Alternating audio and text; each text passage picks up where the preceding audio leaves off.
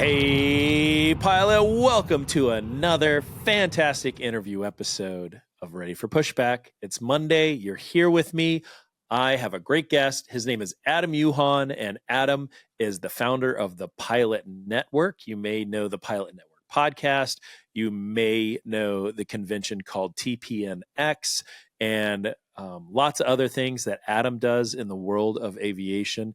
And this conversation just is fantastic. It's a conversation about all the things that where TPN came from, where they're going, what they do, why it's important for you to be part of the network and to be involved in mentorship and just how good this aviation community is.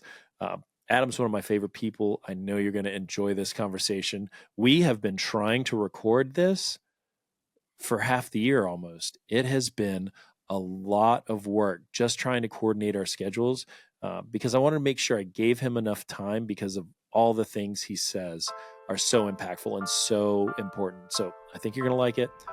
I'm excited for you. And here we go. Sit back, relax.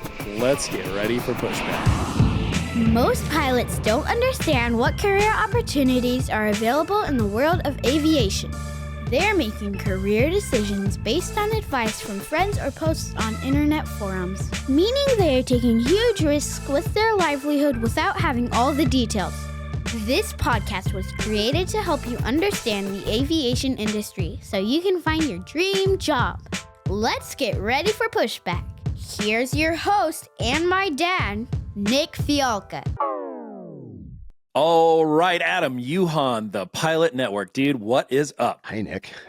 This has been how long in the making? I think like more than a year we've been trying to talk to each other. I'm glad we finally got to do it. Thanks for having me on. I'm excited to talk to you and your folks with Ready for Pushback and the Spitfire crowd, but also let the TPN folks who don't know this exist because they're already so far in their career that they don't listen, which I highly doubt because I have a feeling that everybody who listens to my pod listens to yours. There's like four of us. Tell me, okay, so a lot of pilots may not know who you are. So Sure. Give me a little background on yourself. Okay, so yeah, military guy for 20 some years, retired in August of 23, which is amazing because I thought I would get all this time back and I didn't. I actually lost more time to all the other stuff I do, but it was all good stuff. I flew KC-135 and kind of, went through the rigmarole. I was active duty for a few minutes, got out early, went to the reserves, and then ended up in the Guard for the last little over a decade, maybe 11 years in my career, which was great because it got me back to my hometown. And then I started getting into this, civil aviation world and try to figure out what I was doing. When I moved from the reserves to the Guard, I took a job with a company called Flightworks out of Kennesaw, Georgia, as a contract Beech 1900 pilot in Afghanistan. So I moved from flying 4-engine jets for my entire career to a turboprop that I had never seen anything like that. The only piston or the only prop I'd ever flown is a Cessna 152 as a private pilot. So I step into the sim, I remember, and I go, why does this thing have 6 throttles? Oh. I don't understand what all this does with, and they're like, yeah, you'll figure it out. So 2 weeks later, I'm done. And I go back home for, I don't know, I think it was like a weekend. And then boom, off on the Contractor Express to Bagram. And I flew there for a while. I thought it was really fun. It was really cool. The guys were eclectic and bizarre. However, in the middle of that, I said, what am I doing? Like this cannot be a career choice. You were gone for like 6 months at a whack, right? Ours was 60 days. It was more like 70 when you count the time. So you'd go 70 on and then 60 off and then go back out, and you'd have to go through training and something else while you're there. So when you come home, so you'd still have like 4 or 5 days that you owe the company. Maybe at home, maybe you'd have to go to flight work or flight safety and do some sim training or something. But so it's basically 3 deployments a year that you do. And I was engaged, or no, we were dating, but on the move to get engaged, get married. And I'm sitting there going, I don't know if this is what I want to do for the rest of my career and life. So I started looking around, and I'd always wanted to go to FedEx.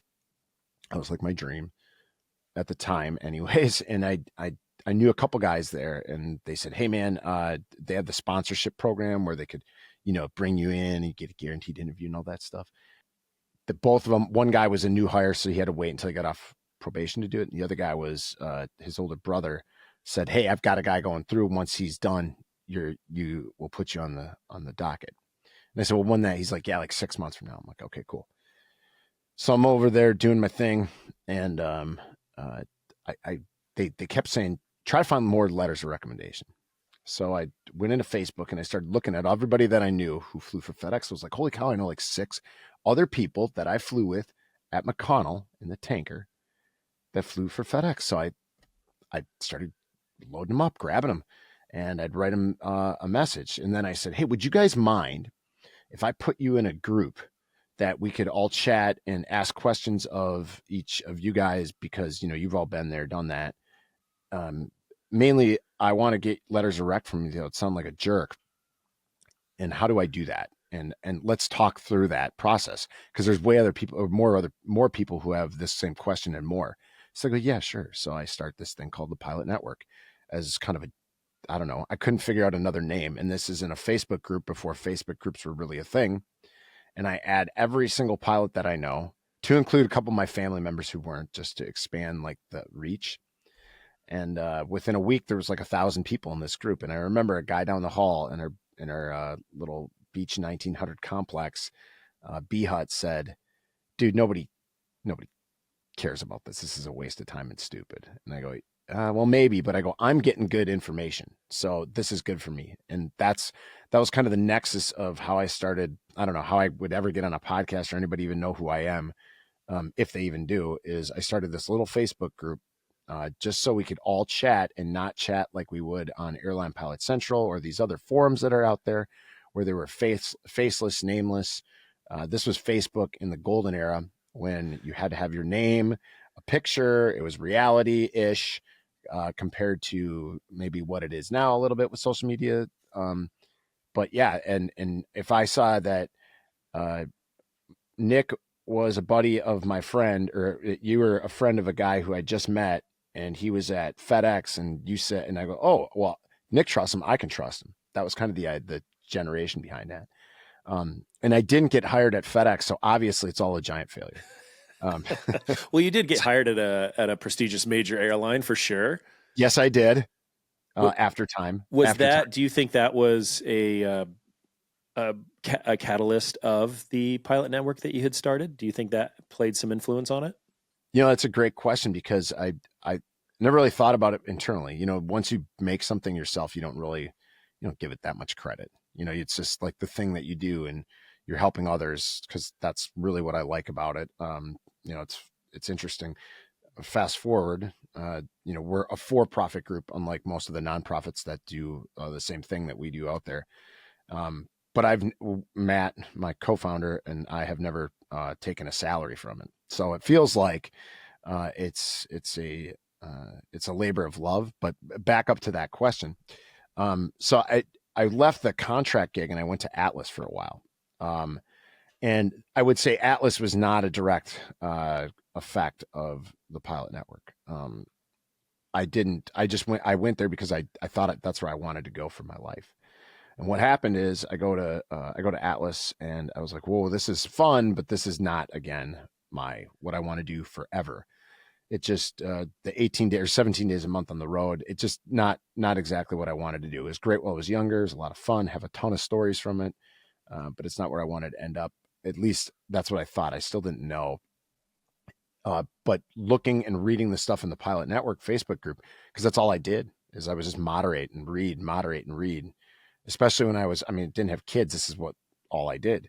And I started to see stuff about career changes, Part 121, not just flying cargo, which I like doing a lot. And I said, maybe I do need to put my applications. Maybe I do need to look just beyond the horizon a little bit. And so there was some parallel effects from what TPN was doing to me as a future entrepreneur, if you want to call me that, at the time, to make me kind of re-examine where I was going in my life. Yeah, I think that when you look at TPN now, there's a lot of arms to it. There are a lot of different. It's not just this Facebook page. So, um, because you have a team of people that write like long form articles. You have a great podcast. I listen to it every time it comes out. You have the convention, and you have the Facebook page clearly, and other outreach. Like, tell me about how that grew, how you decided there's value there, and where you became, because you kind of transitioned from this guy that managed a Facebook page to a guy that ran a business. Mhm. And even though it's a community, it's still a business, and Yeah. there's an evolution there. Yeah, that's right. There is an evolution. It's an evolution that you don't know you're going through until you step back and look at it from a, a delayed perspective. Sometimes you have to do it right in the middle of whatever transition you're going through. I think, and this is a great corollary just for kind of what you guys do in Ready for Pushback, what Spitfire does, what we're all trying to help with is sometimes you have to step back when you're in the middle of the transitionary phase of your life, which, by the way, the whole thing's a transition. There's the secret. It never stops. It never stops. It's the whole, I did a podcast called I think it's called the What's Next Principle, or the What's Next Dilemma, it's always what's next. We're always doing that. You're going to do that you're going to do that after you have a cup of coffee in the morning. You're going to go, what's next? Like, what's the next? And even if you have a great plan, you're still going to ask yourself, what's next? And that's what happened with TPN. So Matt came on shortly after the group started as a co-founder, and Matt's a military guy with me. He's at a major airline. He also runs like 10 businesses himself. And for those of you who know Matt Swee, you know that him and I are yin and yang. And he helped me when we ran into each other at LED, deployed, having a good time. And I say that tongue in cheek. He came up to me and said, have you ever thought about turning this Facebook group into a business? I said, I have. I have no idea how to do it. No idea what I'm doing. He understood some business development ideas, and the whole premise of how it evolved into a business and how it grew into the platform that you see and how it's continuing to evolve was, how can we reach the most people and benefit them? And our motto has been pay it forward from the aspire. It changed a little bit. It used to be just pay it forward. Now it's pay it forward from the aspiring to the retiring. Because what we realized was as we grew the network, and I always say it's our network. It's all of us together everybody's a part of it. We're trying to help each other out, right? We're trying to make this a better career field for all of us. So when you're first starting out, you don't have to guess at how to get there. You can, there's a checklist for that. There's a way to do that. Same with the transition out of the military, or if you're a regional Bubba and you want to move on to corporate America flying and you want to get out of the 121 rat race, you have somebody you can find and reach out to without struggling going through that process. It's kind of hitting the easy button. I use the word efficacy all the time. Efficient meets effective. Boom. That's how we operate. So when I started to think about, okay, how would you make a business out of this? I started to think, what do I want? Like, I've always done that. That's how it all started. What do I need? I mean, it's totally self-serving, right? Like, I need to find out how to write letters of recommendation or ask for them without sounding like a whiny little jerk who needs to be helped. And I realized, okay, what value can I offer the aviation community as a whole? That's too big. So what value can I offer one pilot? And that one pilot being, think directly about, I don't know, Nick, what can I do for Nick today to make his life just a little bit better? And I started to realize that there was more out there than just talking about getting through the transition from being an Air Force or a Navy guy or whatever, and getting to the flight deck of a 7-3 or the cockpit of an OV-10 Bronco flying for California Fire, or going to fly for Cathay Pacific, or being some rich family's personal flying butler. Like, how do I get there? And how can I help somebody do that? But then how can I help them continue throughout their career to transform their family into what they want it to be, their personal life, and what do they want it to be? So, and that's where we're going with it, kind of that cradle to grave of their aviation career, both personally and professionally. That was super long-winded. I apologize, everybody out there. I hope you paused in the middle to go to the bathroom or whatever. Sorry, you can take the podcast with you into the restroom. It's okay. Oh, that's right. I forgot. You're sitting in the crew lounge. Everybody's got their earbuds on. Everybody knows. Yeah, everybody does know. Talk to me about how you moved on from just the Facebook to deciding you want to do a podcast. You know, your life, if anybody doesn't know Adam, he does a lot of voice acting, a lot of vocal things throughout, but beyond the aviation industry. And so here you are as a professional pilot, a guy who's got kind of this growing group of people that share a lot of ideals, and then but you're putting more and more things in it, and it seemed like there's a lot to that, and it's a lot of balls to juggle. Yeah, you're right. It is. So when you start adding on things, you have to realize, like, and I'll tell you all out there, if you're ever going to do anything like this, do business, anything, and you already know this, you do it anyways. You probably, like, if you're doing a home renovation project, you have a plan, right? Like, you have a plan, you go through the plan, you have a step-by-step process that you want to achieve. The reality is when you start a business, or when you start something that you didn't know was going to evolve into whatever it is, sometimes you don't have a plan. Sometimes you just kind of throw stuff at the wall and see if it works, or you have a plan and it backfires, nothing works. And the stuff that eventually does work was something that you never thought would have a chance. So, the first initial idea was to actually get people to leave Facebook to come to our own blog/forum website. And that was an enormous failure. Now, Matt would be he'll be very mad when he hears me say that, because he built a wonderful platform.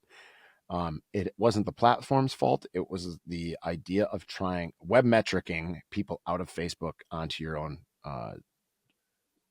own website was almost, it's very challenging to do. Why leave your all-in-one little beautiful facility, or we'll call it, it's an all-inclusive resort, to come to our motel down the road in a bad neighborhood with absolutely nothing there for you, maybe not even running water. Why would you leave? So that's a hard sell.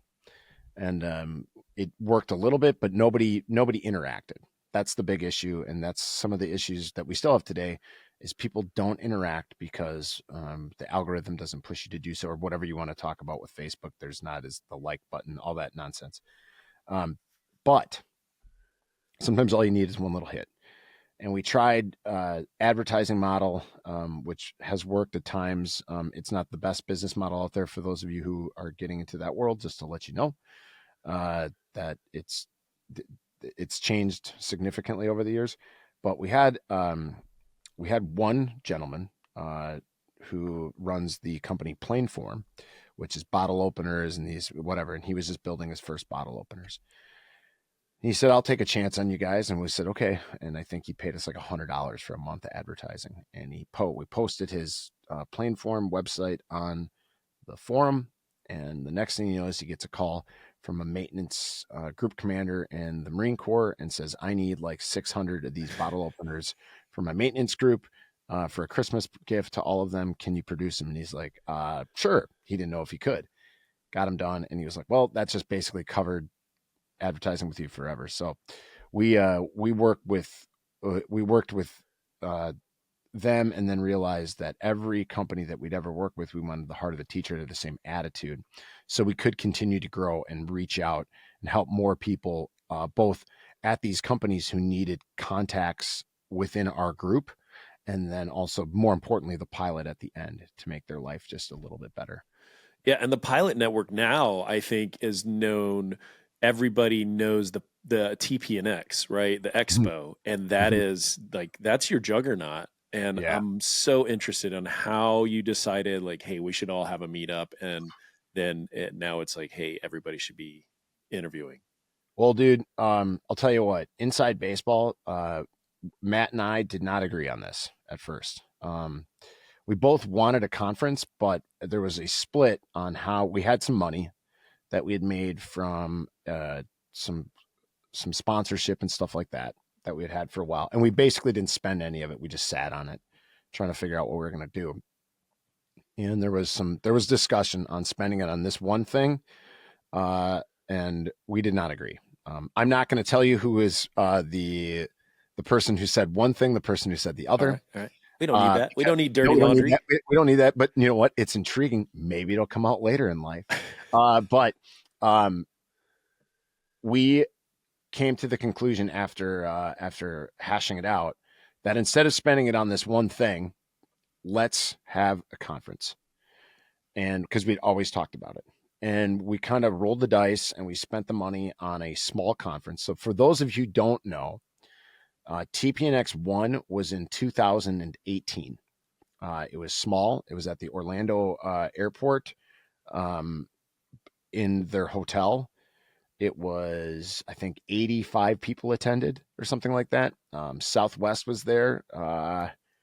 Jetlinks, maybe, and then Horizon were like the three companies that were kind of not even hiring. I don't think Southwest was even hiring at this point yet.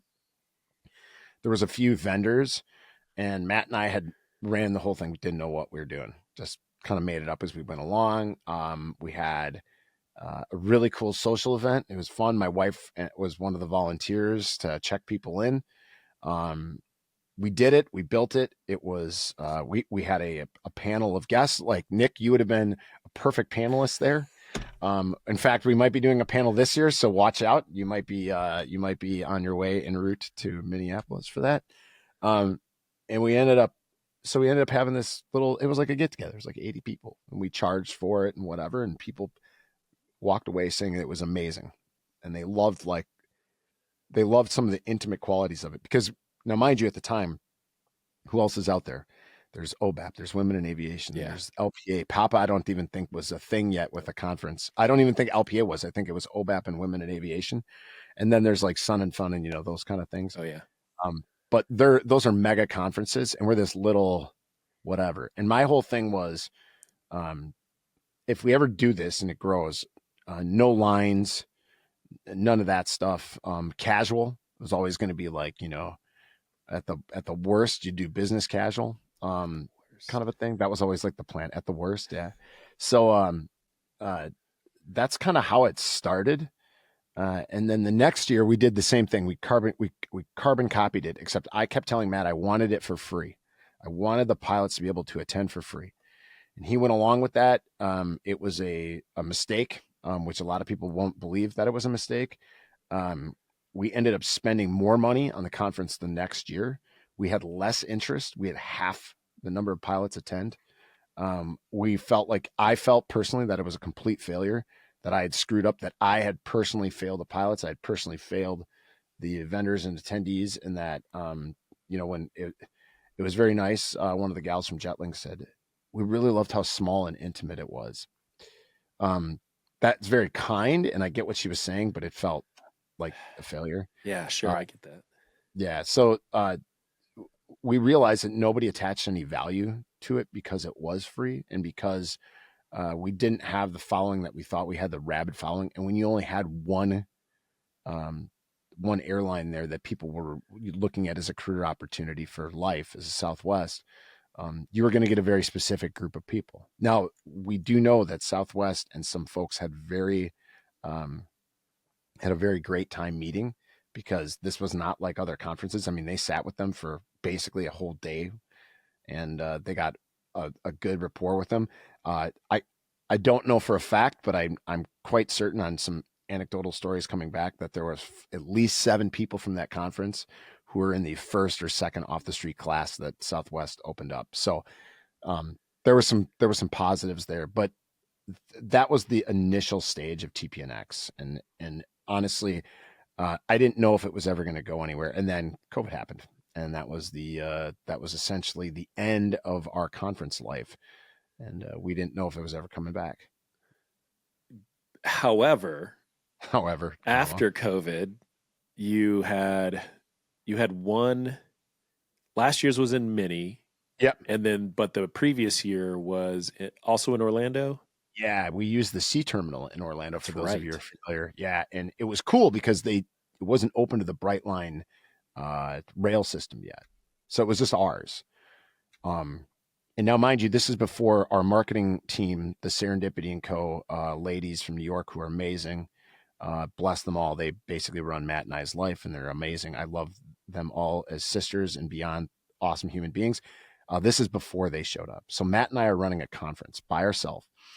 And I told Matt, I said, let's do it again. And he goes, okay, I got the perfect space. And he's like, I said, we need to go bigger. And he goes, do you think you can get any more majors? And he goes, I know I can get Southwest because we have a relationship with them. And I go, I'll get them all. And he's like, I don't believe you. And I said, hey, I'm supposed to be this networking guy. Let's use the network. That's a good point. And yeah, right. I mean, like, it's kind of, okay, I've talked the talk, time to walk the walk a little bit. And so we started late, like probably November of 2021 for a 2022 conference in April. That was stupid. I mean, I felt, it was really tough. It was sprinty and it didn't feel good. And people are like, who are you? What's going on? And we were able to land American, Delta, Southwest obviously was coming, a bunch of other regional carriers, Breeze, I believe, was there. And they were brand new, Avello. Yep.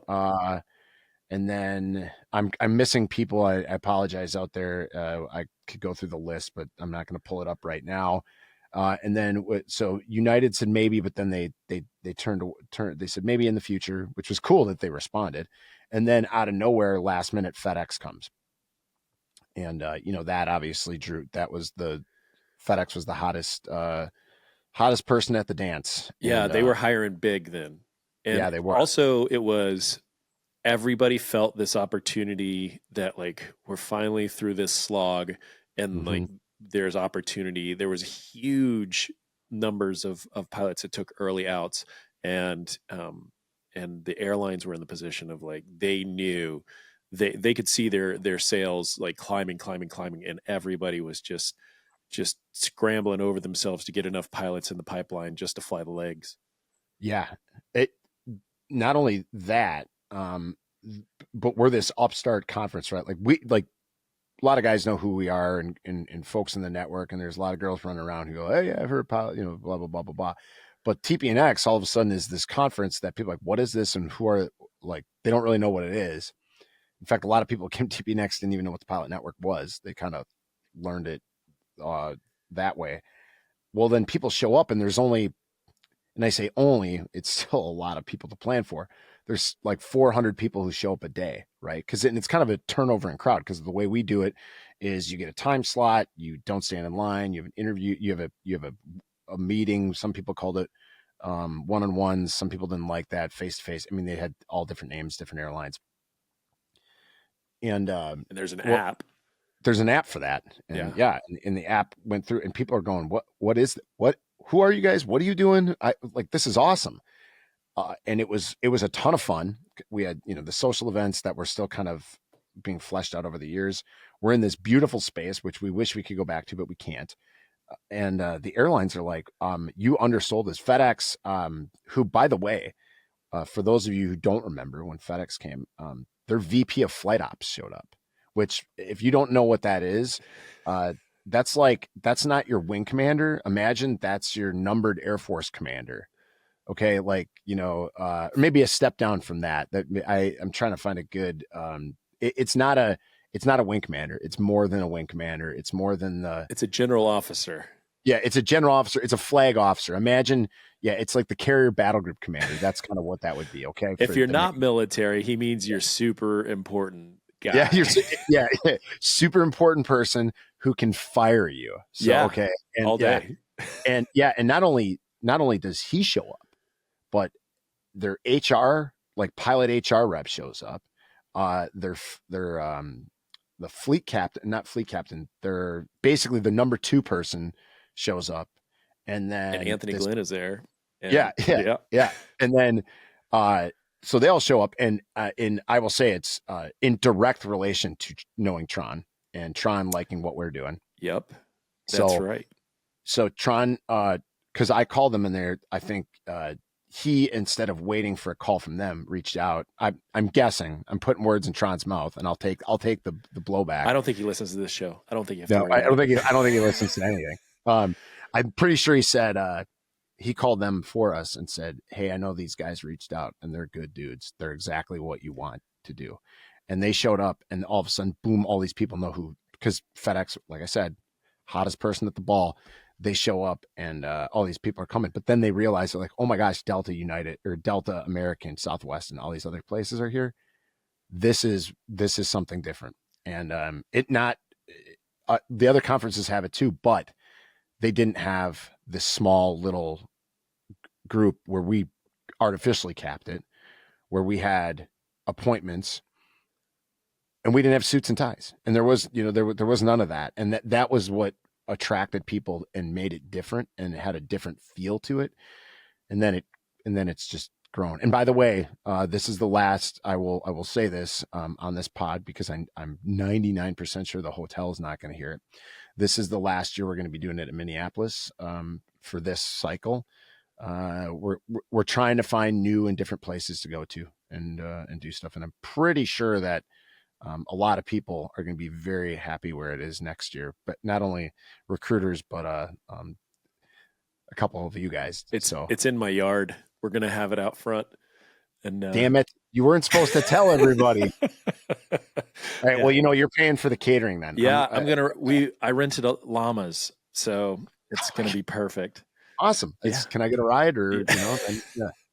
We'll make alpaca fur. Sure, yeah. So I want to unpack a couple things there, because like you did, like when Big Purple showed up, when FedEx decided to come, like that's a big get. And they're very generous. The people at Southwest, whether they're hiring or not, are always very generous to support organizations. And I do love that about them. And Tron, for those of you that are new to the show, we are Spitfire I don't own Spitfire, like Tron started Spitfire, and he is the guy, he is the shaman that is able to kind of connect all the dots in the background and be able to have just massive influence in this industry. And that's, we've really hitched our cart to your horse with the pilot network, because I think that we love a couple things. Like you said, the appointments, like everybody's got a schedule. It's a real thing. You're in, you do your thing, and you experience the opportunities there. There are a lot of serendipitous things happen, and there's great opportunity. There's a great friendship there, but it's also one of the things we try to do is build community and build opportunity, and trying to lift as we climb, and you have the parallels with that, and I really appreciate that about the pilot network, because there's a lot of organizations out there, and we're excited that we get to be part of this, because I mean, really, like, we go and we try to make sure that we just give as we're there. We're not there to sell. We're just there to make sure the people that are there are polished and ready to rock and roll. Well, and that's something that we noticed right away, right? I mean, we talked about this pre-show. I come from a interview prep background, for a place that didn't, maybe it started that way, but it didn't finish that way, in my opinion, like for when I was there. And I'm not, the people who work there are great, but that doesn't mean necessarily that the ethics of everybody there was great. And when I've known Bill for a very long time. When Bill introduced me to Tron, I knew what Spitfire was all about, and I had to do a unconventional sales job to people who didn't know what Spitfire was, to go, this is not the standard interview prep consultation firm. There's more here, and this is a group that I think we can grow with, because they believe in us, we believe in them, and that rising tide raises all boats, which is a line stolen from somebody at that old company. But it's a great line. And when it's said and actually meant, the the fact is we can do way more good together than it would be to say, yeah, like we're not hooked up at the attached at the hip. We're not, we have different models, or different foundational belief systems, which we don't. So if you have those alignments, it's like, well, why not just work in parallel? Like there's no there's no market competition, right? Like I'm not interview prepping. I mean, if somebody asks me to help them out, I'm happy to do so.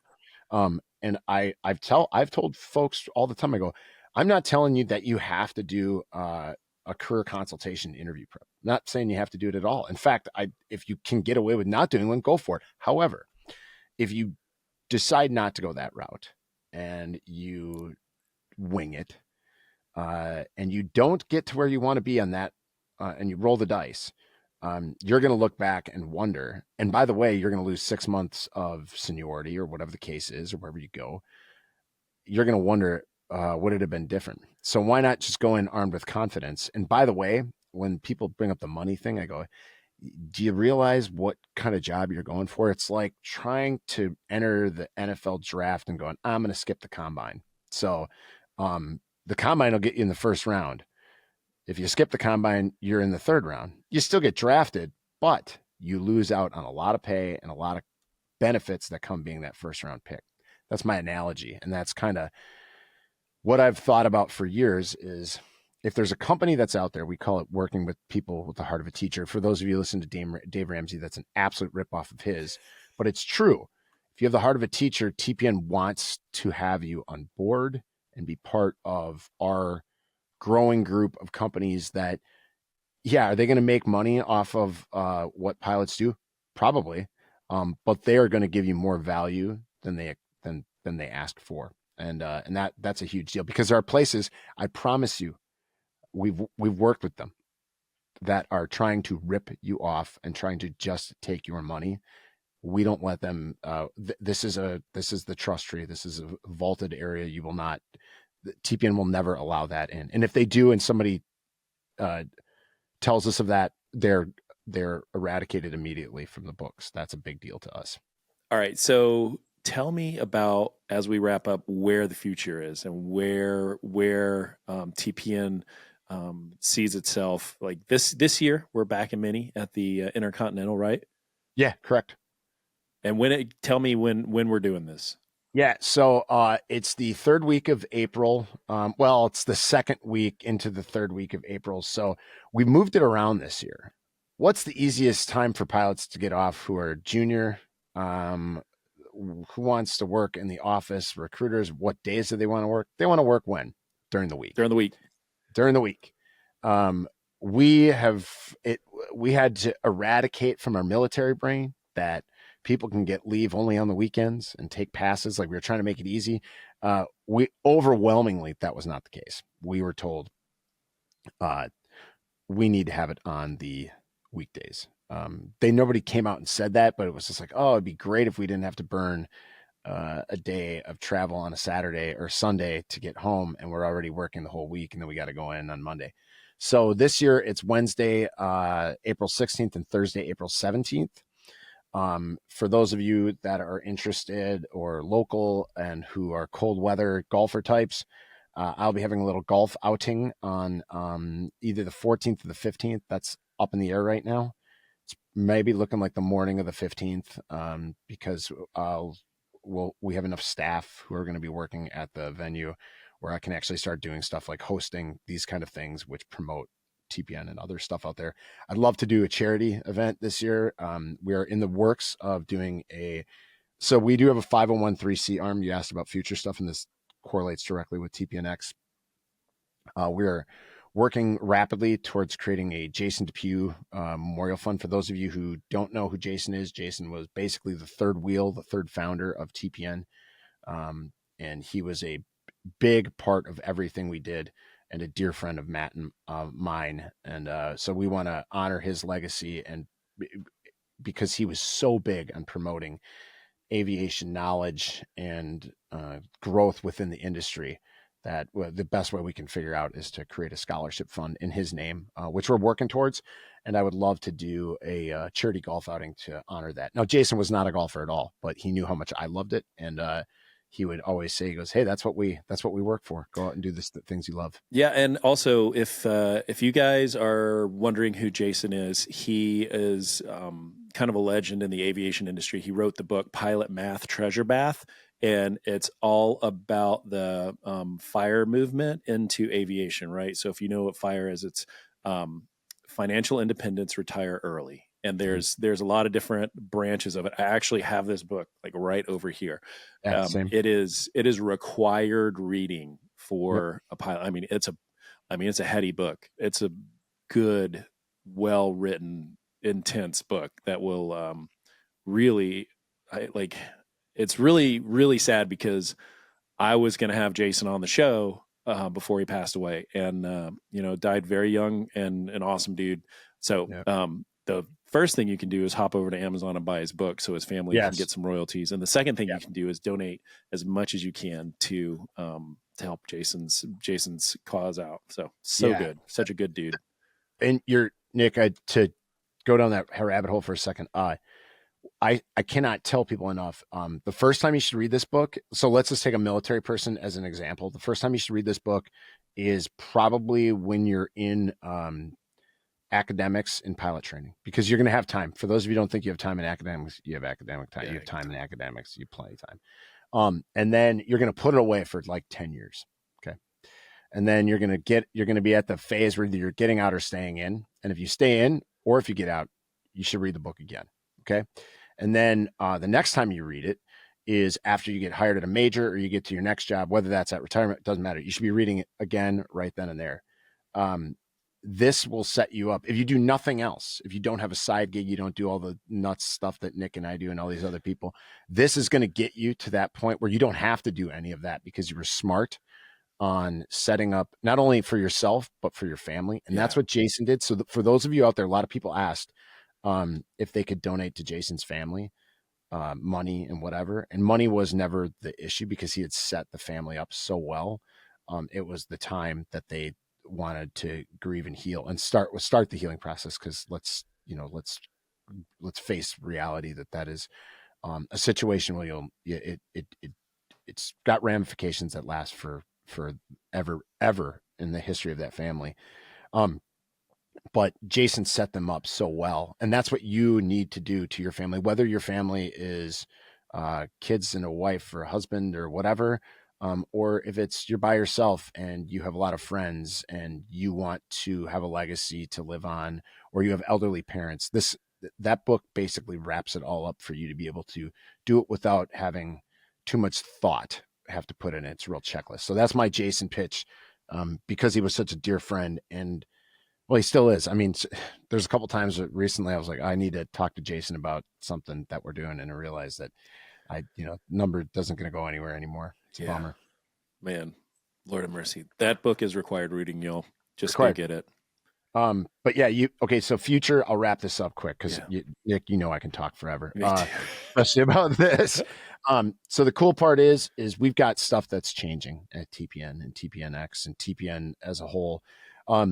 We realize that we owe so much more value to the pilot, that we're just starting to realize that we can do. I now, with the military far past in the rearview mirror, I have more time to work and focus on the stuff that's TPN related. So there's going to be more podcasts with folks out there that I find very fascinating. In fact, I just finished one up with a gentleman named Alexei, who is creating a brand new airplane. Like not just like a little like a Cessna 152. He is building a brand new airplane that's going to be hopefully sold to cargo and commercial airlines as a 320 737 replacement, and basically your Cessna 206 is your regional feeder system cargo single pilot operation replacement. And it's a blended wing body. I could go into the whole detail, but these are the people that I want to have on because frankly, that interests me. And you guys and other people have already got like the industry hiring stuff down. Why nobody wants to hear from me? I don't know what I'm talking about. Like, I get my information from you, dude. Like nobody wants to hear it from me. So I'm trying to find new and insightful things. And then also the other stuff is I'm trying to find the open your aperture, new jobs, the jobs out there that people aren't thinking about. You know, like I said that last year, right? I said, open your aperture, folks. There's so much out there besides Southwest and Delta and United. Like, I know those are great. Those are great jobs to end up at, but some of you don't want to do it. And by the way, if you're a 50-year-old person retiring from the Marine Corps, you ain't never flying a 777. I hate to tell you that. It ain't going to happen. And that's okay. But there's so many other cool gigs that are out there that you never knew existed, and they pay really, really well right off the bat. I'm working with a guy right now on one of those jobs, and it's very unique that we have that opportunity to present to folks. So that's something that we're trying to do more of. We've got a couple surprises up our sleeves for the years or for in the next year or so, maybe a little bit longer, but one of them definitely at TPNX, there's going to be an announcement. I'm putting the pressure on the team to make sure that we have it done because I said it here and I'm going to announce again on our podcast. And then just we're trying to incorporate the network more into what we do. We've actually hired some of our volunteers as paid members of the staff. I am looking for somebody to help me out with video on the podcasting side and grow that. But I want pilots to do this because it's that pay it forward mentality. Nick, if I can hire a pilot who knows how to do some video stuff and they can cut their teeth and work through the process here, and then guess what? They can go out and do that on their own. And we can get another person to work through that and cut their teeth and go out to do it on our own. You brought up the staff writers a lot earlier. Those staff writers, some of them have left to go write for other places. In fact, Jason, not only did he write for us, he went on to write for Flying Magazine. So I'm not saying it was because of us, but he was able to get more reps in by writing stuff that he wouldn't have been able to do beforehand. And that's what we want to do for the pilot community as a whole, well after they retire from whatever airline or military service that they do. We believe that there's so many opportunities for us out there to work together, grow together in analog meetups, digital side, all the stuff that we're trying to do together, that we can make this community, this industry, and this environment that we work in even more of a family than it already is. Bring that squadron bar mentality from the military out to everybody. So those who've lost it get it back, and those who never had it get to experience it for the first time. That's it, man. And that's such a good, it's so much fun. So, thank you for coming on the show. Thank you for spending time with a pilot that is trying to find their way and trying to figure out what's next and how to succeed. I'll have all of the Pilot Network information in the show notes, so y'all can just click it and go and just tell Adam you heard him here, and we'll see you guys in April at the Intercontinental. Absolutely. Thanks again for having me, Nick, and thanks for everybody who listened out there. We appreciate you. Fly safe, guys.